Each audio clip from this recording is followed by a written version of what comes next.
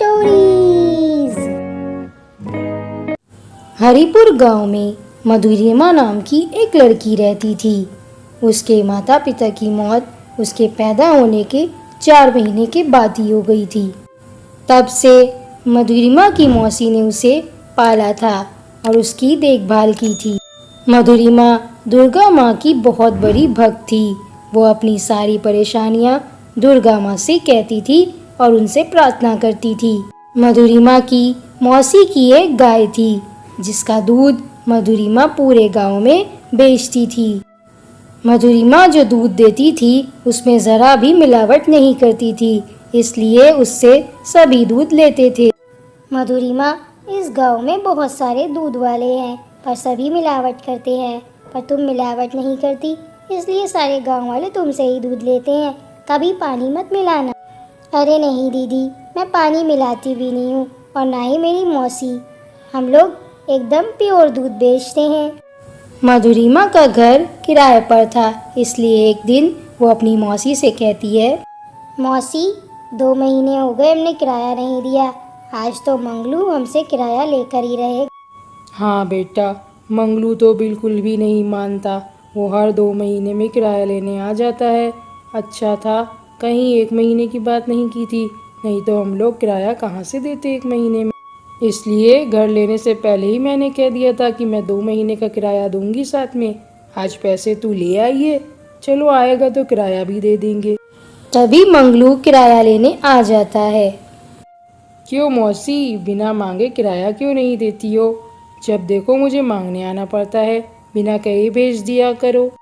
अरे बेटा, मेरा कोई बेटा नहीं है तो मैं किसके हाथ किराया भेजूं? तू ही आकर ले जाया कर किराया। मैं कहाँ आऊँगी इस बुढ़ापे में। अरे मौसी, अपनी इस खूबसूरत सी भांजी को भेज दिया करो किराया लेने। अरे मौसी, तुम्हें किराया देने की ज़रूरत ही ना पड़े, तुम इसकी शादी मुझसे करा दो, फिर जितने साल चाहो इस घर में रहो, बस इसकी शादी मुझसे करा दो। देख मंगलू, आज कह दिया है, आइंदा से ये बात मत कहना, नहीं तो अच्छा नहीं होगा। अपना किराया ले और निकल यहाँ से। मंगलू की नज़र मधुरिमा पे थी। वो चाहता था कि वो मधुरिमा से शादी कर ले, पर मौसी उससे उसकी शादी करवाने के लिए कभी राज़ी नहीं होती थी और मधुरिमा मंगलू से नफरत करती थी। देख मंगलू, किराया दे दिया है, अब 2 महीने बाद ही दिखना यहाँ पर, उससे पहले मत आना। अपनी इतनी बेइज्जती के बाद मंगलू को बहुत गुस्सा आ जाता है। इस बुढ़िया को बहुत घमंड है ना अपनी भांजी पर। आज मैं इसकी राम प्यारी को जहर दे दूंगा। जब एक पैसे के लिए तरसेगी तब रोते हुए आएगी और मेरी शादी मधुरिमा से करा देगी। रात होते ही मंगलू राम प्यारी को जहर दे देता है और राम प्यारी तड़पने लगती है। सुबह होते ही जब मौसी और मधुरिमा वापस आते हैं बाहर, तो देखते हैं कि उनकी गाय मर चुकी है। ये देखकर मौसी और मधुरिमा बहुत उदास हो जाते हैं। हाय, मेरी गाय मर गई, अब मेरा क्या होगा। ऐसे ही 2 महीने हो जाते हैं और मंगलू वापस अपना किराया लेने आता है। क्यों मौसी, 2 महीने हो गए, किराया नहीं दोगी क्या? या फिर मेरी शर्त मान ली अपनी मधुरिमा के साथ मेरी शादी कराने की? अब तो तुम्हारी गाय भी मर गई है, अब तुम लोग क्या खाओगे और क्या कमाओगे? इससे अच्छा मेरी शादी करा दो। मंगलू, तेरी शादी तो मैं नहीं कराऊंगी, चाहे मुझे सड़क पे रहना पड़े, और मुझे पता है कि मेरी गाय को तूने ही मारा है। ठीक है मौसी, अगर तुम अपनी ज़िद पे अड़ी हो तो मेरी भी ज़िद है। तुम दोनों अभी ये घर छोड़कर चली जाओ, मैं अब तुम लोगों को और यहाँ नहीं रहने दे सकता। मौसी, मंगलू से मेरी शादी करा दो, वैसे भी हम लोग कहाँ जाएंगे, इससे अच्छा मैं उससे शादी कर लूँ ताकि तुम्हारा भी बुढ़ापा इसी घर में बीत जाए। हम लोग कहाँ जाएंगे, हमारे पास तो पैसे भी नहीं हैं अब। मधुरिमा बेटा, तू मंगलू को नहीं जानती, वो 2 शादियाँ पहले ही कर चुका है और मैं तुझे उससे कभी शादी नहीं करने दूंगी। इससे अच्छा तो मैं सड़क पे रह लूँगी, पर उस मंगलू से तेरी शादी कभी नहीं कराऊंगी।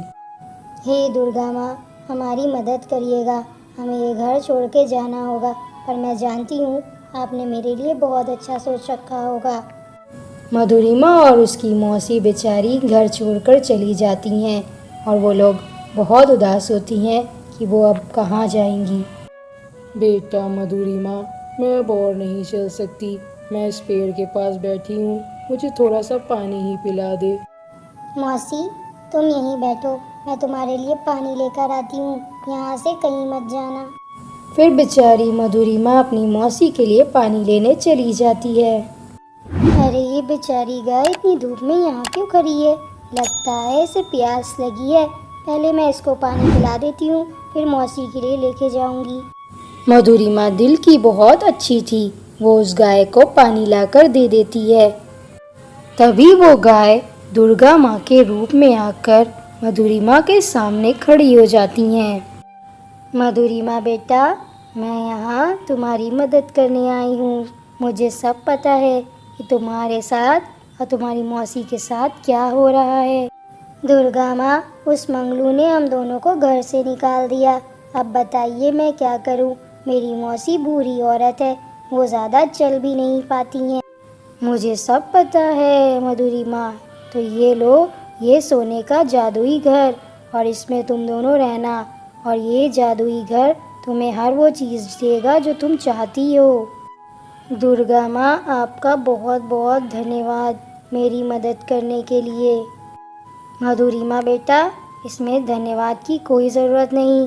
तुम मेरी भक्त हो, अपने भक्तों की मदद करना मेरा फ़र्ज़ है। और हाँ, तुम इससे गरीबों की भी मदद करना। और अब मेरे जाने का वक्त आ गया है, मैं चलती हूँ।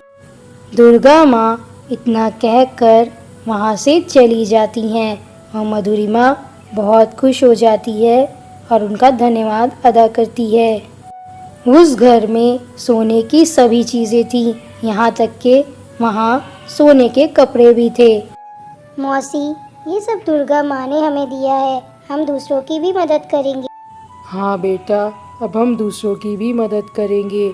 माँ के खेल निराले हैं और वो सिर्फ अच्छे लोगों की मदद करती हैं, इसलिए उन्होंने तेरी मदद की है।